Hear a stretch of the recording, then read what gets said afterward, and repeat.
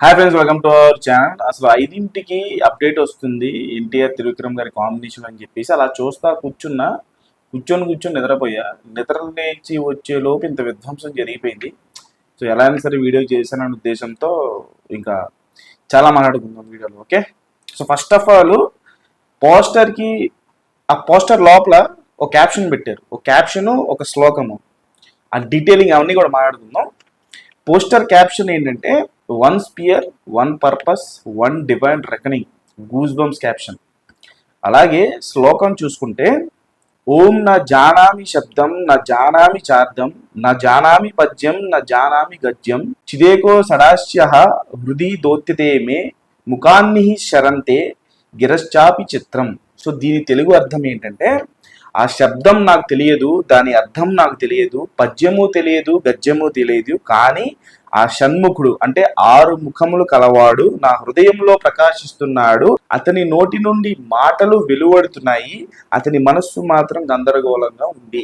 So ఈ యొక్క శ్లోకం ఎలా ఉందంటే కుమారస్వామి మనకి కనిపించే ముందు, అంటే ఎన్టీఆర్ రోల్, ఆ కుమారస్వామి ఆ దేవుడు కనిపించే ముందు ఏదైతే ఒక వాయిస్ ఓవర్ ఉంటుందో, ఏదో ఒక సిచ్యువేషన్కి సంబంధించి ప్రజలందరూ బాధపడుతుంటే, అంటే నా ఇమాజినేషన్ ఇది.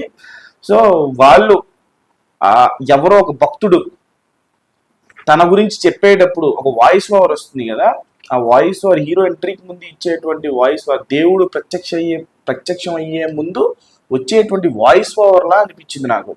ఇది ఆ పద్యం చాలా గూస్ బంప్స్ అనిపించింది. కలేజాలో జస్ట్ దైవం మానుష రూపేనా అని చెప్పేసి జస్ట్ అట్లా థీమ్కి తగ్గట్టుగా ఆయన స్టార్టింగ్లో టైటిల్ వెనకాల వేసాడు అంతే.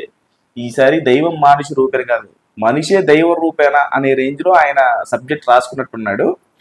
ఎన్టీఆర్ గారి పోస్టర్కి ఇచ్చినటువంటి ఆయన క్యాప్షన్ ఏంటంటే తారక్ అన్న, the son of Shiva, the pride of Parvati, the eternal commander and once again we Trivikram అని చెప్పేసి.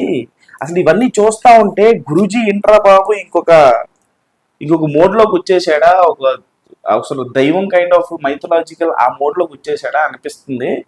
Very interesting poster. అసలు చెప్పాలంటే కుమారస్వామి యొక్క ఆయుధాన్ని, శివుని యొక్క ఆయుధాన్ని, ఆ స్పియర్ని, ఆ త్రిశూల్ని కలిపి ఆ మధ్యలో మేఘాల్లోంచి, అంటే శివుని యొక్క డిఎన్ఏ అని కదా కుమారస్వామి అంటే, సో ఆ డీటెయిలింగ్ బాగుంది. ఆ డిఎన్ఏ కైండ్ ఆఫ్ మేఘాల నుంచి వచ్చి ఆ మధ్యలో పెట్టడం అనేది ఏదైతే ఉందో అదిరిపోయింది అసలు. సో అంటే ఆ యుద్ధ వాతావరణంలోకి వచ్చింది త్రిశూలం నుంచి పుట్టినటువంటి ఒక స్పియర్, ఒక కుమారస్వామి ఆ అంశ అనేది, ఆ డీటెయిలింగ్ చాలా భలే ఉంది. ఆ మధ్యలో ఆ డిఎన్ఏ తాలూకు డీటెయిలింగ్ ఏదైతే ఉందో అది చాలా బాగుంది. అంటే ఆ శివుని అంశంలో నుంచి పుట్టినటువంటి వాడు అని చెప్పే విధంగా ఆ యొక్క పోస్టర్లో అది చాలా బాగా చూపించడం జరిగింది. I'm very much seated. నాకు త్రివిక్రమ్ గారు ఈ జానర్లోకి వచ్చి ఇలా ఒక దేవుని మీద, అంటే చాలా మందికి తెలియదు సుబ్రహ్మణ్య స్వామి యొక్క కథ, అది కుమారస్వామి, ఎన్ని చాలా దేవుడు అన్నాక చాలా పేర్లు ఉంటాయి కదా. సో కుమారస్వామి కథ ఎవరికి చాలా మందికి తెలియదు. సో అటువంటి తెలియనటువంటి కథని ఒక బిగ్ స్పాన్లో ఒక స్టార్ హీరోతో, అది స్టార్ హీరో ఒప్పుకోవడం, that to directors like Trivikram. ఎందుకంటే ఇప్పటివరకు ఆయన ఈ జానర్లో ఆయన కెరీర్ స్టార్టింగ్ ఇప్పటివరకు తీరా. సో ఇప్పుడు పాన్ ఇండియా వైడ్గా ఇప్పుడు ఏ కైండ్ ఆఫ్ మూవీస్ వస్తున్నాయో, సో త్రివిక్రమ్ గారి టేక్ ఏంటి దీని మీద అనేటువంటి ఆలోచనతో పుట్టినట్టు కథలాగా అనిపిస్తుంది.